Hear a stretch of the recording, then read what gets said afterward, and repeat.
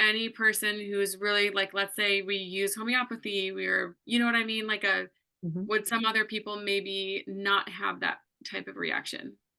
Absolutely. There are people that get bit by ticks over and over and they never have a problem until they have surgery. And then they have all these weird symptoms and they think that their knee surgery didn't work, but it's actually because they have a Lyme infection there or they have some kind of a trauma and then it comes out. For my family, we were going through a very difficult time as a family. So we had that stress. Our homeopath believes that the area where our homes were built had some type of toxic water flow under it that potentially caused us to get sick like the way that we did. Now, I kind of believe that because a lot of the people on my court were very sick. And like with, they were all very sick with something. There's a lot of people on disability, not a lot, but there were people on disability. If your immune system is weak, if you have some kind of trauma, if you're going through really stressful times and you know how that impacts your body, you can get sick much quicker, much worse than somebody else. And I find that so true in the Lyme community. Most people who have a chronic debilitating disease have some type of underlying health condition or some type of trauma in their background that they haven't dealt with. And so that makes them more susceptible. When you said that surgery or trauma or something can bring it out, Mhm. does that mean that like those things can live like once you have Lyme or Bab Babesia and Bartonella, those are the ones that are not Lyme, right? Those are the other 2? Right, right. Do those just stay in your body forever? Yes. Even after like a so in homeopathy, we say, right, like you that should heal and not be present. Is Mhm. that something that you kinda just it sticks around and then maybe something could trigger it much later? So our homeopath says that he has uprooted these uh, illnesses and that they're gone. However, that's not what science shows us. Science shows us that it actually goes dormant in your body Okay. and it can come back out. So I don't know. My kids have not relapsed. I I don't know if I've relapsed. I have so many other health things that have been triggered by the Lyme disease because the Lyme bacteria, Borrelia, that goes through your body and it sends off these proteins that tells your white blood cells to leave it alone. It says, I'm okay, I'm healthy, I'm here, you know, I'm part of you.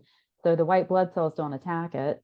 And then it also sends off, I think this maybe it's the same proteins, but it'll send off something in the areas where it likes to go, like your thyroid, like your brain, your muscles or joints, and it triggers an autoimmune response.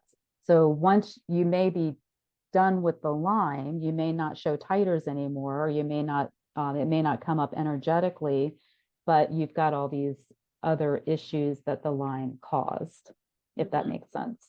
mhm. So how would you go about diagnosing, like, an accurate diagnosis? So let's say I can think of people in my life who are having some of that stuff, bad responses to red meat out of nowhere, right? Or since COVID, there are, and actually they're all men, which is interesting. They have bad gut issues now. They have thyroid problems and they're not able to like eat normal diets. One of them is like thinking it's long COVID. You know, there are other things that they could blame it on. Right. Um, and so it might be those that triggered some of that. But how would they go about getting that? Some of them have done some testing with Lyme has never been brought up. So one thing that everyone needs to be aware of is that Lyme testing through your main labs, and I don't know if I can mention them or not, but they're about 70% inaccurate. In order to get a true understanding of whether or not you have any of these infections, you really do need to go to a lab. If you're going to do blood work, you need to go to a lab that's outside of these two main labs, and they don't take insurance. So IGenic is a Lyme focused. It's actually a tick-borne disease lab. So they test all the tick-borne diseases. There's iSpot. I've got a list on my website Okay. of some different labs. if you don't care about your blood work and you want to treat homeopathically, you're treating symptoms, right? So you don't really need to worry about getting the test. Or you could find someone like my doctor who tests energetically. So he'll put the Borrelia on the little tray and he tests energetically to see if you react to that or not. And then he'll know if you have the Lyme or the Bartonella or the Babesia. Okay. Usually he will test with his remedies to see if you need it or not. And so he has combination remedies that treat the different co-infections along with the Lyme. And so that's another way. A lot of people don't feel comfortable with that. And so I would say then pursue those Lyme labs in Okay. order to get tested. So blood work really is the conventional method to find that out through a specific lab. Okay. Blood Can work or I? a urine test. Oh, They okay. have urine tests. Okay. Thank you. That's great. And it's on your website, so I can share that with people. Hmm. Um, a question then, I'm curious from a homeopathic standpoint for your family, and you don't have to share all the details, but were your protocols Lyme specific, meaning Ledum, Hypericum, Hypericum, Arsenicum, some of the ones that we see, or the nosodes that we'll talk about, or were they symptom based, like your joint pain? Did you do a joint pain, or you know what I mean? Like, does that make sense? Yes. So Okay. after taking Melissa's classes, I realized that my homeopath treats very differently.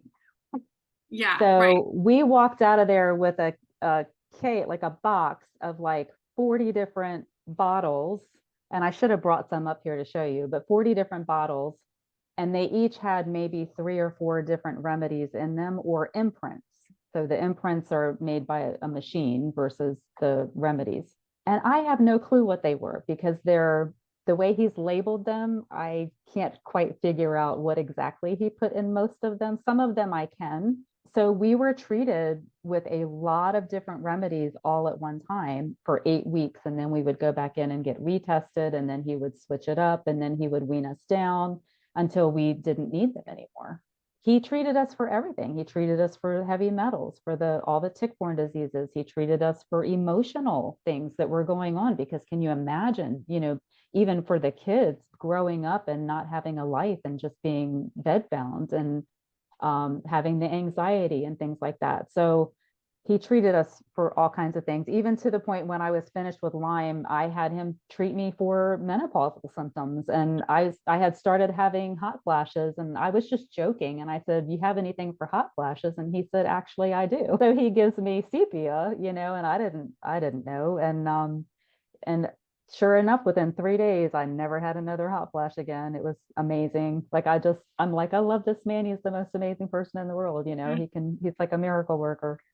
But yeah, that grew my trust in homeopathy, just watching my kids get better and me feeling, better and just being able to treat normal everyday things like colds and the flu and Mhm. whatever it is.